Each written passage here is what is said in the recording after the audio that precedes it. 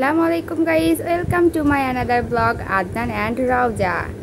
দেখো আমার ছেলে মেয়ে সাত সকালবেলা ওর হাসি। কেমন আছো তোমরা সবাই? আশা করি আলহামদুলিল্লাহ অনেক ভালো। আমরা অনেক ভালো আছি ইনশাল্লাহ, তোমাদের দোয়াই ভালোবাসায়। আমাদের ভিডিওটি ভালো লাগলে ফলো দিবা, যদি ফেসবুক থেকে দেখো আর যদি ইউটিউব থেকে দেখো তাহলে একটা সাবস্ক্রাইব করে দিও সবাই। আজকে রান্না করব কলমি শাক ভাজি গাইস। এই যে ধুয়ে রাখছি, আর এই যে এখানে মরিচ পেঁয়াজ রসুন সব রেডি, শুরু করে দেবো রান্না। এখানে তেল গরম হচ্ছে, দিয়ে দিব এখন।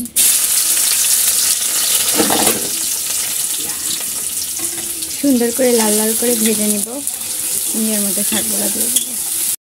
ভেজে নেওয়া কমপ্লিট, এখন দিয়ে দেবো। দেখাই তো কেমন ভালো ভেজে যাবে। এখন ওর মধ্যে দিয়ে দেবো ডাইরেক্ট, কোন ভাব দিয়ে রাখি।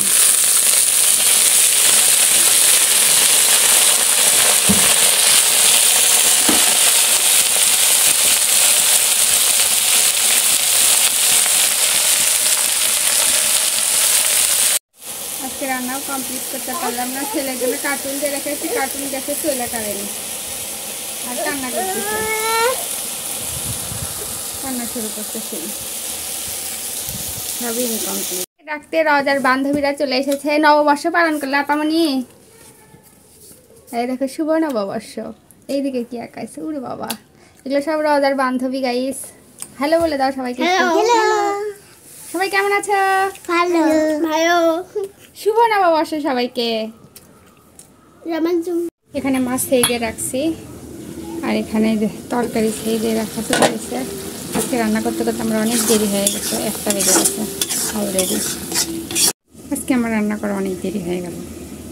তোমাদের খালি কি অবস্থা? আজকে আমার ছেলে খুব বিরক্ত করতেছে, রান্না করতে করতে দেরি হয়ে যাচ্ছে। এইদিকে আমার আম্মু আমার আব্বুর মাথায় পানি দিয়ে দিচ্ছে। Almost done. এর মধ্যে এখন দিয়ে দেবো জিরার গুঁড়া, তাহলে রান্না শেষ।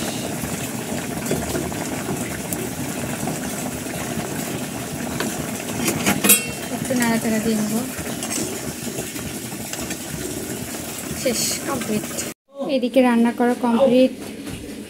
একটা শাক ভাজা করেছি, আর এটা মাছের তরকারি তেলাপিয়া আর ভাত। এখন আব্বুকে ভাত খেতে দিছি। এখন আমি চলে যাব, গোসল করব। এখন আদনানকে ঘুমিয়ে দিব, গোসল করব, নামাজ পড়ব। টাটা। তো রান্না করা শেষ করে এসে দেখে যে ছোটোটা এখানে বসে আছে, আর দেখো এগুলো এলোমেলো করে রাখছে বড়টা। ও এখন ঘুমাবে, আমাকে ডাকতেছে, বলছে আয় আয় আয়।